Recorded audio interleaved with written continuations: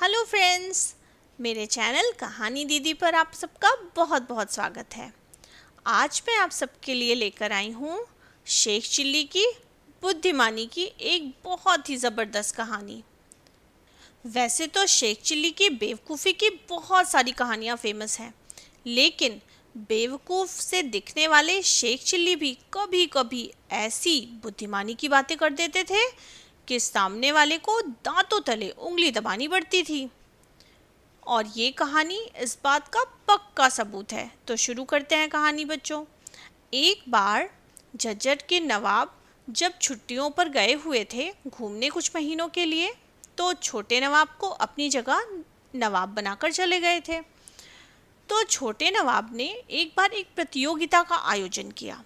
उन्होंने प्रतियोगिता रखी कि जो भी मुझे सबसे बड़ा झूठ बोलकर बताएगा उसे मैं 1000 सोने की अशर्फियाँ इनाम में दूंगा। बस फिर क्या था, अनाउंसमेंट होते ही एक से बढ़कर एक लोग पहुंच गए वहां पर अपने झूठों का पुलिंदा लेकर, यानी कि अपने झूठ की ढेर सारी कहानियां लेकर। प्रतियोगिता के दौरान एक प्रतियोगी ने छोटे नवाब से कहा, नवाब साहब, मैंने एक बार भैंसों के आकार से भी बड़ी चींटियां देखी थी, वो भी जो भैंस से भी ज़्यादा दूध देती थी। अब वैसे तो ये बात बिल्कुल भी झूठ ही है, लेकिन छोटे नवाब ने कहा, हाँ हाँ, ऐसा बिल्कुल हो सकता है, तुम कैसे कह सकते हो ये झूठ है। इसको सुनकर वो प्रतियोगी प्रतियोगिता से बाहर हो गया। अब दूसरे की बारी आई। दूसरे ने कहा, जनाब, मैं रात को रोज उड़कर चांद पर पहुंचता हूँ और फिर सुबह होते ही धरती पे लौट आता हूँ। अब इस पर छोटे नवाब ने कहा, हाँ हाँ, ये बिल्कुल हो सकता है तुम्हारे पास कोई जादुई शक्ति यानी कि मैजिकल पावर्स हो। अब इन दोनों के झूठ के बाद एक और प्रतियोगी आया। उसने बोला, नवाब साहब, एक बार गलती से मैंने तरबूज के बीज निगल लिए थे।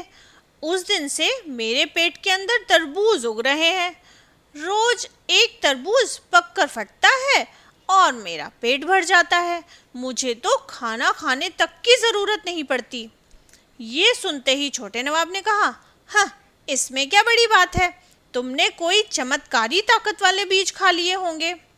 ऐसा करके कई सारे झूठ बोलने वाले आए, लेकिन छोटे नवाब ने सबको ये बोल दिया कि नहीं हो सकता है, नहीं ये भी हो सकता है।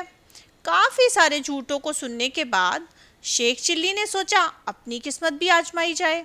बस उन्होंने कहा छोटे नवाब से, साहब, आपकी आज्ञा मिले तो मैं भी इस प्रतियोगिता में अपनी कुछ प्रतिभा दिखाऊं। छोटे नवाब ने उसका मजाक उड़ाते हुए कहा, प्रतिभा और तुम? अरे मियाँ शेख चिल्ली, यहाँ पर बेवकूफ़ी की प्रतियोगिता नहीं हो रही है, बुद्धिमानी की प्रतियोगिता हो रही है।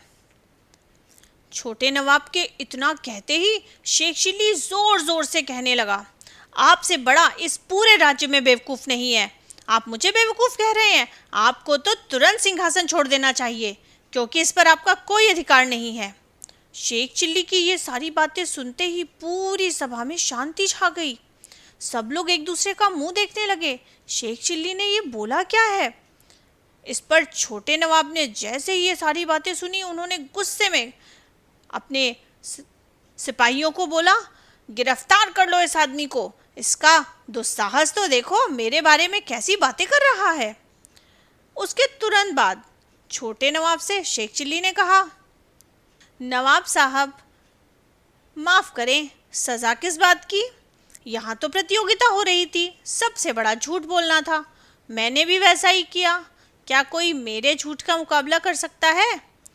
आप इसे झूठ से अधिक कुछ भी ना समझें, यह सब तो मैंने प्रतियोगिता के लिए कहा था।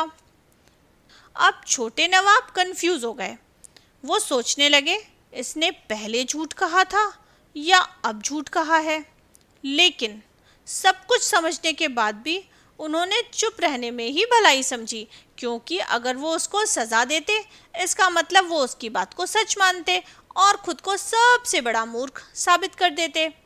इसलिए उन्होंने उसकी बात को सबसे बड़ा झूठ माना और इस तरह अपनी बुद्धिमानी के दम पर शेख चिल्ली ने प्रतियोगिता जीतकर सोने की 1000 अशर्फियाँ हासिल कर ली और अपना इनाम लेकर जाते हुए सोचने लगा कि छोटे नवाब है तो बेवकूफ़ ही, इस सच से मुझे जीत भी मिल गई और इनाम भी मिल गया।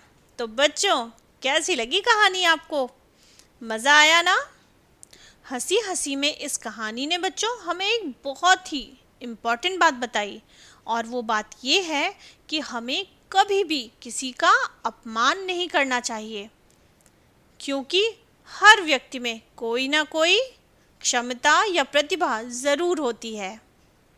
तो बच्चों, अगर आपको आज की कहानी पसंद आई हो तो इसे लाइक और शेयर करें और सब्सक्राइब करें मेरे चैनल कहानी दीदी को ढेर सारी प्यारी प्यारी मज़ेदार कहानियों के लिए।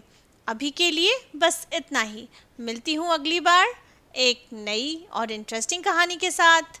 तब तक के लिए बाय बाय बच्चों।